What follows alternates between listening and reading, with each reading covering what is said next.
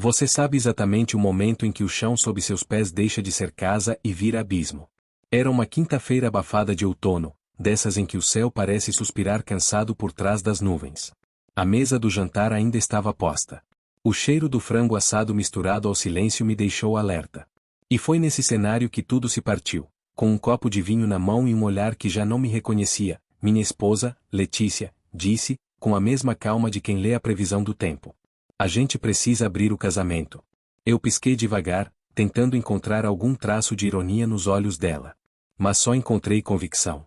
A mão dela tremia quase imperceptivelmente sobre a taça, como se o corpo denunciasse o que a voz queria esconder. Não era um pedido. Era uma sentença. E ali, naquele instante imóvel, eu soube. 20 anos de história estavam sendo desmontados sem gritos, sem lágrimas, sem nenhuma chance de defesa. Meu nome é Rafael Duarte. Tenho 44 anos. Moro em Campinas há mais de uma década, pai de 2 adolescentes, funcionário público, homem comum. Até aquela noite, eu acreditava, com todas as minhas falhas, que era um bom marido. Não reagi como nos filmes. Não houve escândalo. Só me levantei e fui até a varanda, onde o ar ainda carregava um resto de brisa. Meus dedos formigavam. O peito, pesado. E dentro da cabeça, o caos, lembranças, suposições, vozes. A dela. A minha. Talvez até a da minha avó, dizendo que mulher quando muda o cabelo, muda de vida. A verdade é que Letícia já vinha mudando. Começou sutil. Menos toque. Menos perguntas. Um certo brilho nos olhos que não era mais meu. E agora fazia sentido, ela não queria uma conversa. Ela queria uma permissão para ir embora sem sair da casa. Nossos filhos, Marina e Caio, estavam em seus quartos, rindo de vídeos no celular ou respondendo mensagens, alheios ao colapso que começava a rachar os alicerces da nossa família. Na manhã seguinte, o lado dela da cama parecia intacto. Talvez nem tivesse deitado ali. Eu fiz café. Amargo. Como o gosto da nova realidade que começava a se instalar.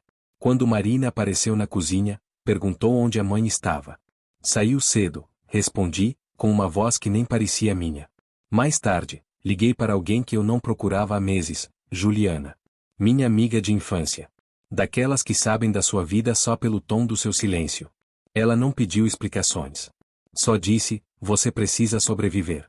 Salvar o casamento não é mais o seu papel. Eu queria muito mais do que sobreviver. Queria voltar no tempo. Voltar para a versão da Letícia que usava minhas camisetas largas e dançava descalça na sala. Queria as madrugadas de conversa sussurrada, as promessas entre risos e cansaço. Mas o que me esperava era o vazio. Um vazio elegante, civilizado, como ela sempre foi, mas ainda assim, um vazio. Letícia chamou aquilo de liberdade. Disse que tudo seria discreto. Que eu também podia conhecer outras pessoas. Como se um coração partido pudesse ser remendado com encontros aleatórios. E foi nesse momento que entendi, o que tínhamos deixado de ser um lar. Viramos apenas 2 adultos dividindo compromissos e um sobrenome. E, talvez o mais cruel, ela parecia nem perceber que tinha me perdido. Mas eu percebi. Cada vez mais. A cada silêncio. A cada ausência. A cada vez que ela me olhava como se eu fosse só um eco do homem que fui. E foi assim que começou meu luto, não por um corpo, mas por uma vida que ainda respirava. Não houve grandes brigas. Nenhuma discussão daquelas que estilhaçam pratos ou fazem vizinhos baterem a porta. O que houve foi algo mais cruel, a dissolução silenciosa do amor. Nos dias seguintes, Letícia começou a viver uma nova rotina dentro da mesma casa. Saía às sextas com as amigas, voltava tarde, mais arrumada do que o habitual. O batom mais forte. O perfume novo. A mala esportiva permanente no porta-malas. Eu não perguntava nada. Porque já sabia. Comecei a dormir no quarto de hóspedes. Não porque ela pediu. Mas porque eu já não conseguia dividir aquele espaço com o fantasma do que fomos. Ela também não protestou. Talvez até preferisse assim. E isso, por si só, já dizia muito. Nossos filhos, claro, perceberam. Marina, com seus 17 anos, olhava para mim como quem observa um sobrevivente. Caio, mais introspectivo, se calava, mas seu silêncio pesava mais do que qualquer fala. As fotos de família ainda estavam na parede. E eu via, nos olhos deles, a tentativa de entender se aquilo tudo tinha sido mentira, ou se tinha sido real por tempo suficiente. Não sentia raiva. Não como nos filmes. A raiva é ruidosa. O que eu sentia era mais denso. Como lama no peito. Um tipo de luto que ninguém respeita porque não há caixão nem missa, só ausência. Letícia seguia como se nada tivesse mudado. Sorria nos jantares ocasionais, falava sobre o trabalho, perguntava trivialidades. Mas tudo nela parecia automatizado. Como se estivesse atuando num papel que já não lhe cabia. Uma noite, enquanto ela se preparava para sair de novo, com o mesmo ar ensaiado de sempre, soltei, quase sem pensar. Você conseguiu o que queria. Ela me olhou pelo espelho do banheiro, escovando os cabelos com calma. Não respondeu. Apenas continuou o movimento, como quem não escutou. Mas escutou. Cada palavra. Deixei de mandar mensagens durante o dia. Deixei de perguntar a que horas voltava. Paramos de ser casal. Viramos administradores de uma empresa falida que ainda tinha que pagar contas e fingir normalidade por causa de duas testemunhas adolescentes. Juliana, minha amiga de longa data, se tornou meu apoio. Ela me lembrava de comer, de respirar fundo, de não deixar o buraco me engolir. Um dia, ela disse, você precisa virar pedra. Não por ela, por você. Vira pedra. E foi o que eu tentei. Voltei à academia. Não por vaidade, mas para sentir que meu corpo ainda obedecia à minha vontade. Comecei a cozinhar para os meninos. Pratos demorados. Temperos fortes. Alguma tentativa de devolver calor à casa. Até montei um pequeno escritório na garagem, só para ter um canto que não fosse contaminado pelo silêncio da sala. No começo, Letícia pareceu aliviada com meu afastamento. Ela tinha sua liberdade, e eu dei sem resistir. Mas, com o tempo, percebi algo mudar no jeito como ela me observava. Pequenas hesitações. Tentativas de conversar com Marina. De se reaproximar de Caio. Mas era tarde. Eles não aceitavam atenção fracionada. E eu, enfim, tinha parado de pedir qualquer coisa. Numa madrugada qualquer, ela voltou para casa com cheiro de colônia barata e olhos vermelhos. Bateu na porta do meu novo escritório improvisado. Entrou sem esperar resposta. Tô indo dormir, murmurou, como quem pede desculpas. Você já foi, respondi, sem tirar os olhos da tela. Ela ficou ali, parada, como se esperasse por um gesto que não viria mais. Depois se virou, e saiu. E eu entendi. Não precisava mais oferecer abrigo a quem preferiu dormir na tempestade. Com o tempo, tudo se ajeita. Até a dor encontra onde se sentar. Letícia passou a evitar as noites de domingo em casa. Comecei a preparar jantares só para os meninos, que, aos poucos, foram se acostumando à nova geometria da nossa família. Sem pedir licença, a rotina se moldou ao que restou. Meu quarto virou refúgio. Meu corpo deixou de estranhar a ausência dela. E a ausência, essa sim, virou uma presença constante. Tão presente que eu já não lembrava direito do que era viver com alguém ao lado. Ela ainda tentava, às vezes, fazer parte. Preparava um jantar, puxava conversa com Caio, perguntava a Marina sobre a escola. Mas os filhos sabem. Eles sempre sabem. Sentem quando um gesto vem do medo da perda e não do amor verdadeiro. E Letícia, por mais que tentasse parecer inteira, só oferecia metades. Então, numa terça-feira à noite, aconteceu o que eu temia, mas já esperava. Ela chegou acompanhada. Um homem. Bem mais novo. Camisa passada, barba feita, olhar seguro demais. Sorria como quem entra em território conquistado. E eu, do outro lado da bancada, assistia a cena como quem vê um estranho sentar na cadeira do pai numa casa antiga. Esse é o André. Um amigo, disse Letícia, com a naturalidade de quem apresenta um colega de trabalho. Marina saiu da mesa sem dizer nada. Caio subiu as escadas devagar, como se cada degrau fosse um adeus. Eu fiquei ali, parado, observando os dois brindarem com as taças que compramos na nossa lua de mel em Paraty. Naquela mesma noite, arrumei minhas coisas. Sem drama. Só empacotei o que era meu e fui para a edícula nos fundos, que reformei durante o verão. Era simples, mas era minha. Pela primeira vez em meses, um espaço só meu. Na manhã seguinte, Letícia notou. Claro que notou. Mas não perguntou nada. Porque no fundo, ela sabia, não se volta para um lugar de onde se foi embora em silêncio. Ali naquele pequeno cômodo, comecei a reconstrução. Pintei as paredes de um cinza suave. Enchi as prateleiras com os livros que estavam esquecidos no armário. Trouxe o velho toca-discos do sótão e comecei a ouvir música de novo. Jazz, principalmente. Música que Letícia sempre achou monótona, mas que para mim soava como um cobertor num dia frio. Caio passou a aparecer quase todo fim de tarde, jogando conversa fora, pedindo macarronada. Marina, mais reticente, se aproximava devagar, ficava no canto mexendo no celular. Mas estava ali. E aquilo bastava. Foi nesse intervalo de calma e perda que entendi, eu não tinha fracassado como pai. Ainda havia algo inteiro em mim. Algo que valia ser protegido. Enquanto isso, Letícia continuava flutuando por uma casa que já não era lar. Chegava tarde. Saía cedo. Às vezes, nem voltava. E eu, já nem esperava. Um dia, do nada, ela me perguntou: "Você está com alguém?" Respondi com honestidade: "Estou. Mas não do jeito que você pensa." Porque sim, havia alguém. Juliana. Ela não era um caso. Não era uma fuga. Era presença. Amiga. Confidente. Ela aparecia com bolo quente, trazia livros, sentava comigo na varanda sem cobrar explicações. Só isso. E naquele momento, só isso era tudo. E foi minha filha quem notou antes de mim. "Pai, você sorri quando ela está aqui", disse Marina, num sussurro. "Ah?" Respondi, meio sem graça. "E ela quer estar aqui.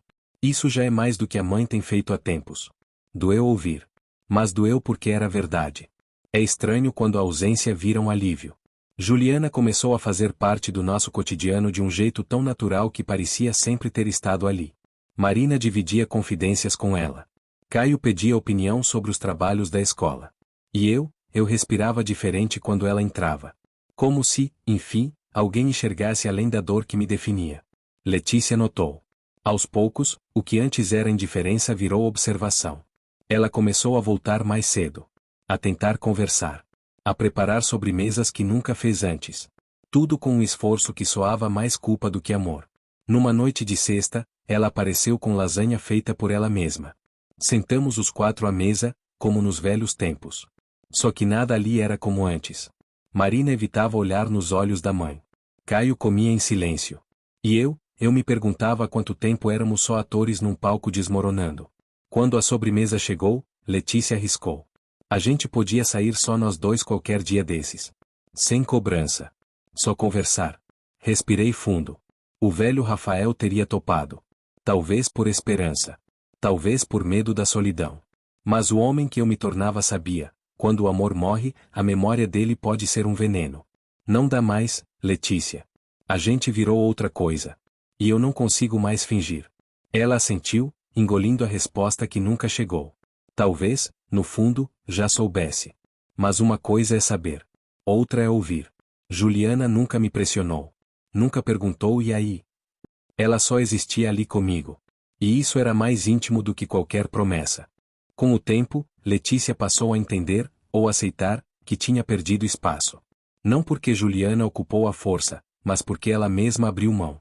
A gota final foi quando ela trouxe o tal do André para dentro de casa outra vez.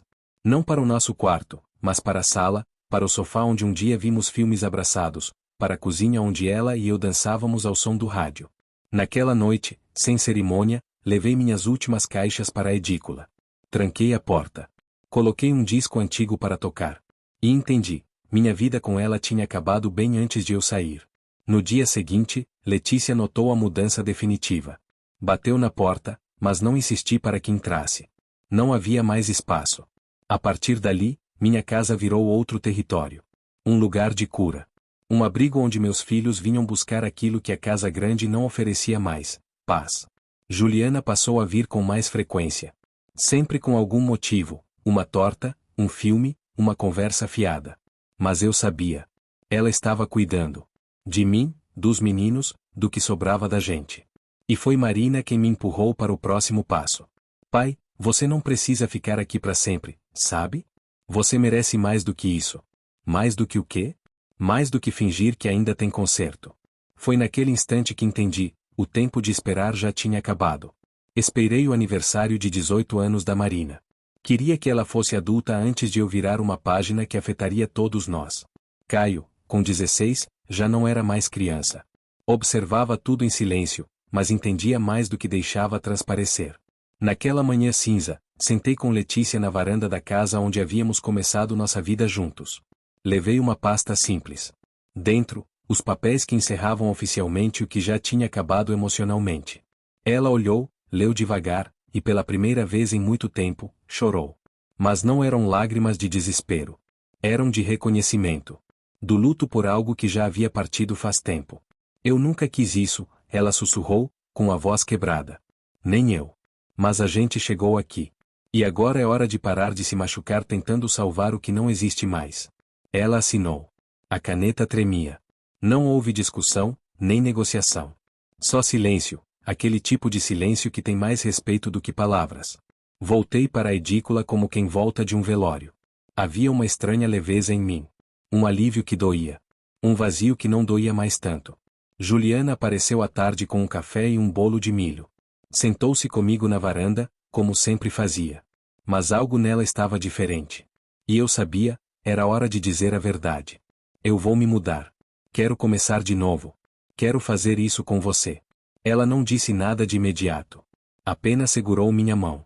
E foi naquele gesto que eu entendi, ela já sabia que esse momento chegaria. Só esperava que eu estivesse pronto para enxergar. Começamos a procurar uma casa pequena. Simples. Honesta. Um lar que fosse só nosso, sem fantasmas pelos cantos. Quando achamos, ela me mostrou um quartinho no fundo. É pro Caio. Quando quiser dormir aqui. Ou ficar uns dias. Quero que ele se sinta bem-vindo. E ali, naquele gesto, soube que ela era diferente. No dia da mudança, Letícia ficou parada na porta. Não chorou. Não gritou. Só observou, como quem assiste ao fim de um filme que não entendeu direito, mas sabe que acabou. Não me despedi. Não por rancor. Mas por misericórdia. Na primeira noite na nova casa, Juliana me esperava com uma manta no sofá, 2 copos de vinho e uma música tocando baixinho. Sentei ao lado dela, em silêncio. E pela primeira vez, senti algo novo, paz. Alguns dias depois, pedi ela em casamento. Não com discurso. Não com joia cara. Só com o olhar de quem já teve o mundo desmoronado e decidiu reconstruir com as próprias mãos. Ela disse sim. Chorando. Rindo. Os dois, quebrados inteiros ao mesmo tempo. O casamento foi simples. Um vestido leve. Um dia de céu claro. Convidamos só quem fazia parte da nossa nova história. Marina levou o buquê. Caio fez um discurso que fez Juliana chorar. E eu fiquei ali, olhando para os rostos que ainda acreditavam no amor, mesmo depois de tudo. Letícia não foi convidada. Não por vingança. Mas porque certas despedidas precisam acontecer sem plateia. E essa era uma delas. Poucos meses depois, uma notícia que virou o mundo ao avesso, de um jeito bom, Juliana estava grávida. Um susto doce. Um presente que a vida nos deu quando a gente já achava que não tinha mais nada para esperar. Nossa filha, Helena, nasceu numa manhã de céu lilás, com aquele choro forte de quem anuncia que o mundo mudou. Quando a peguei no colo, percebi, todo aquele sofrimento me trouxe até aqui. E agora fazia sentido. Agora, tudo se encaixava. Helena cresceu cercada de amor. Nunca sentiu as rachaduras da minha história antiga. Para ela, eu era apenas o pai, não o homem traído, não o marido abandonado, não o sobrevivente. Só o pai. E isso bastava. Letícia ligou no último inverno. Disse que ia vender a casa antiga. Que estava grande demais. Vazia demais. Eu desejei sorte. E paz. Porque o tempo amacia até as pedras mais duras. Não apaga, mas ensina a conviver. Você me perdoou? Ela perguntou, com a voz vacilante. Perdoei. Porque o perdão não é para quem nos feriu. É para quem a gente está tentando se tornar. Hoje, Helena corre pela sala com seus brinquedos, e Caio aparece nos fins de semana para ajudá-la a montar castelos de blocos coloridos. Marina, já adulta, leva a irmã para o parque e conta histórias sobre um tempo antes dela nascer. E eu? Eu ainda carrego cicatrizes. Mas elas não doem mais. São mapas do caminho que percorri até aqui. Às vezes penso na Letícia. Não com mágoa. Nem saudade. Só como quem lembra de uma estrada longa que ficou para trás. A gente construiu algo junto. E depois destruímos, tijolo por tijolo. Mas foi preciso. Porque o que veio depois não teria espaço se o passado não tivesse sido deixado para trás. Amor de verdade, descobri, não é aquele que dura para sempre. É o que nasce depois da tempestade e ainda assim floresce, mesmo sobre os escombros. E hoje, quando Helena me chama de pai com aquele sorriso que ilumina tudo, eu entendo. Tudo que quebrou em mim, só quebrou o suficiente para deixar a luz entrar.